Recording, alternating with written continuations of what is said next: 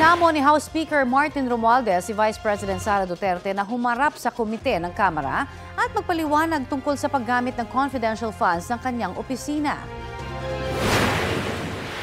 Dapat na siya sumipot at mag-oath at magsalita at mag-explica kasi lahat ng mga opisyalis niya siya lang yata may alam kung ano nangyari sa mga pondo kaya dapat siya lang mag-explica.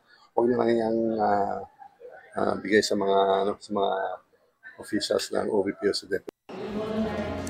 Wala pang pahayag kaugnay niyan si Vice President Duterte. Hindi ulit dumalo si Duterte sa pagdinig ng House Committee on Good Government and Public Accountability noong Miyerkules. Nauna niya nang iginiit na nasasayang lang ang oras niya dahil hindi naman siya tinanong. Nanindigan din si Duterte na walang mali sa paggamit ng confidential funds.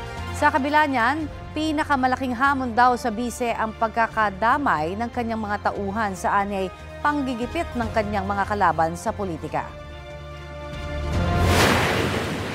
Maluoy ko tungod kay, as I said, ako politiko man ko, mga politiko, gubaon maginaimohang pangalan because there's a race, no?